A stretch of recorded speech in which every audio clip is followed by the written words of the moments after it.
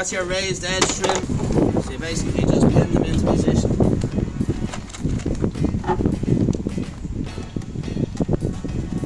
Making sure it's flush with the front of it basically, okay?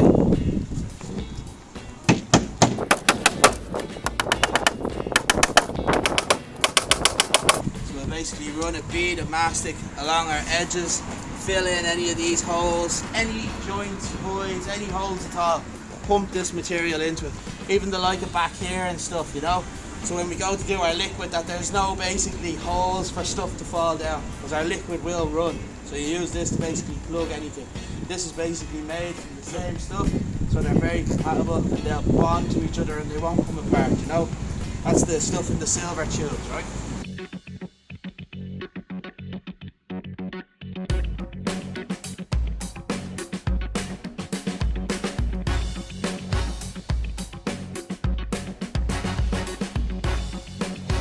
Primer. This is the stuff that goes off in 15 minutes, 10 usually as well.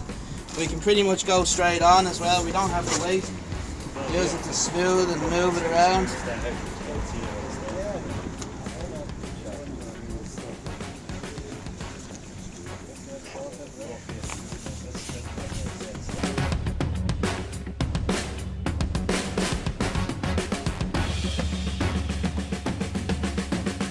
Always squeeze off any excess.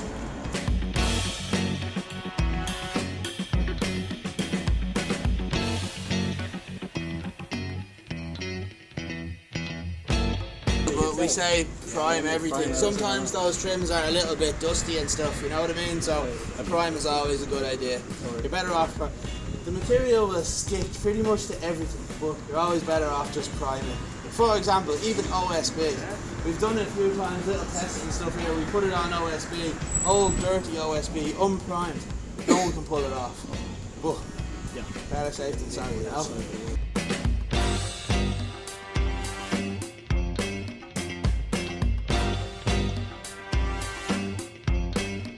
So that effectively is an adhesive as well, is it? Oh yeah, this stuff won't come off. Right. Oh yeah, you can use it as a glue and like kind of as well, but the adhesion of it is unreal. Right. It's serious. There's a couple of, it is a multi-purpose waterproofing system, so you can use it for various applications. We use it predominantly in roofs, balconies, but it's used in things like bunds and all sorts. It's chemical resistant, it's UV stable, it's flexible, it's hard wearing, so it lends itself to a wide variety of applications. Okay. You know, it's one of them kind of performance coatings. So yeah, it lends itself to all sorts of applications, you know. Oh yeah, I'll do that now.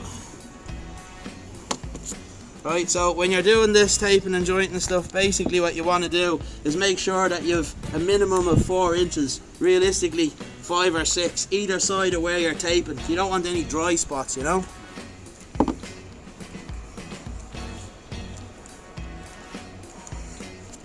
Okay, pull it.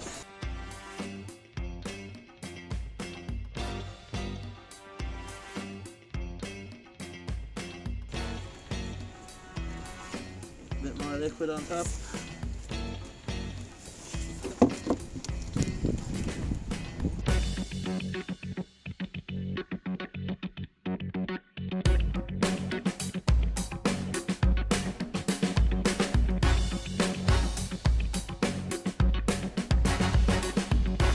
You might bang that in now, actually, I didn't copy that. So again, this is going to be a 4-inch tape, so we're making sure there's a minimum of 5-ish inches either side. It's another one it'll do. So I've well accommodated liquid on either side.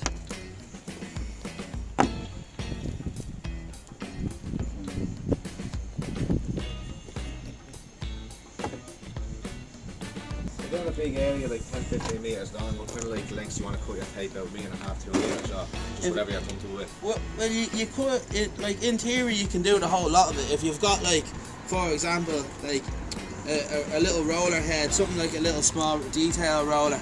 But whatever you're really comfortable with is the real answer to that question, in fairness. You know what I mean? Somebody prepared to do like me, if you're doing it on your own, you might just want to do this sort of section. If you've got two people doing it with you and the wind isn't catching your tape and you have your thing, you can literally just roll it out straight into it, like, you know what I mean? You kind of pick up the tips on the application. So if you're doing it on your own, you can do meter strips, or if you're doing it on your own, you want to do a big strip, lay the stuff down, literally sit your tape in it, roll it along so it's sticking the whole way.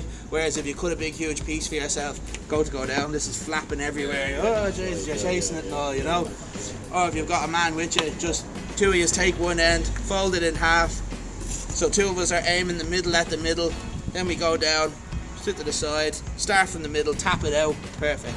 Yeah, so if you have two people on it, you can kind of put a bit of tension on it and just kind of rest it in nice and easy. You're doing it on your own, or whatever, split it in half is the other way.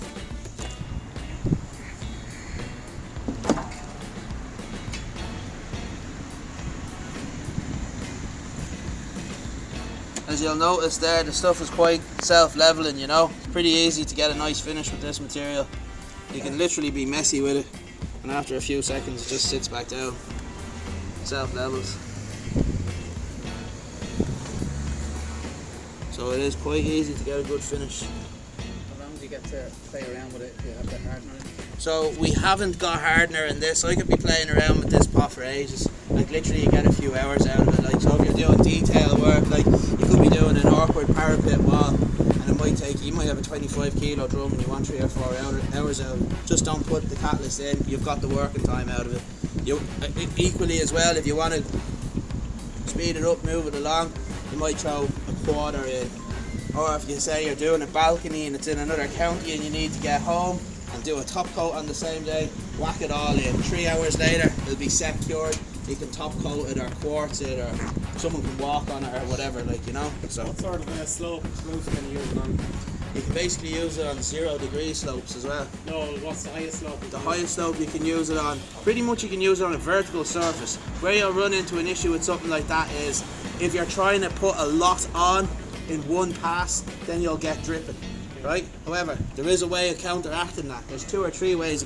So if you're wanting to do something like that, there's 2 or 3 ways of counteracting that, right?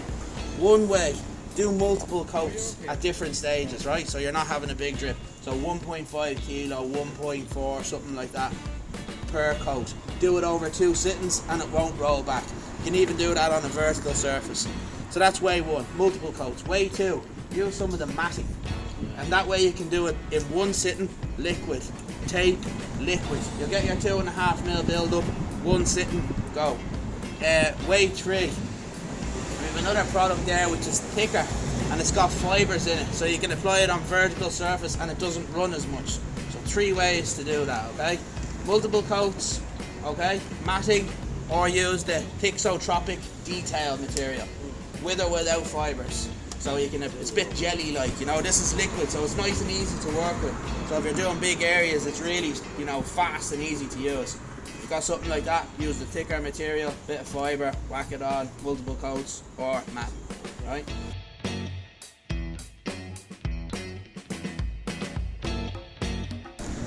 Right, so this will complete all our basically joint reinforcements. So anywhere where you've got a joint or a transition from one material to another, i.e. a joint in your timber deck, or you're meeting a trim, or you could be meeting a capping, or it could be to a metal flashing or anything like that. Just basically use your reinforcement matting. So if and when those different surfaces or substrates expand and contract at different rates, there'll be a bit of strength behind them to keep them all together, etc. Okay?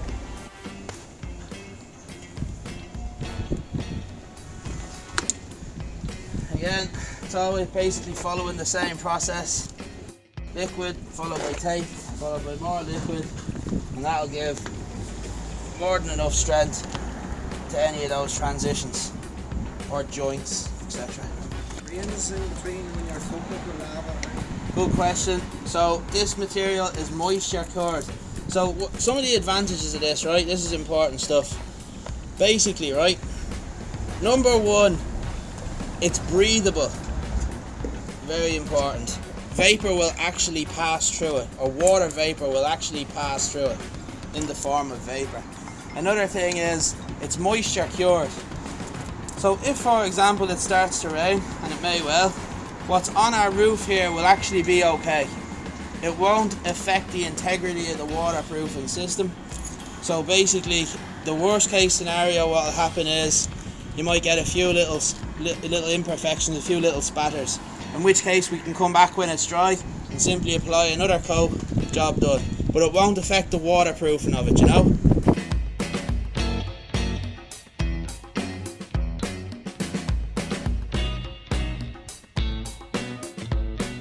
Bugging here, it doesn't look nice. One, you can either push it down and marry it into the system, or you can come back the next day and just slice it off or sand it off or whatever, you know.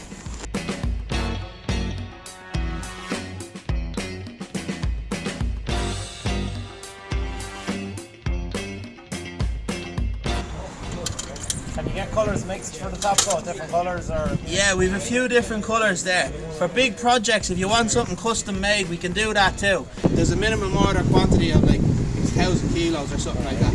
So 200 pounds or something. Yeah. Primer required in between. No primer required in between. However, if you remember, we did prime this. Why did we prime it? Because this was done about 2 months ago or 3 months ago. That's the only reason we primed it. But for example, if it was that roof over there or something and we're inside 48 hours, straight on, no primer. But again, if it goes, let's say we done this a month ago, a light primer, light clean, prime it, and then we'll get that good intercoat adhesion. Yeah?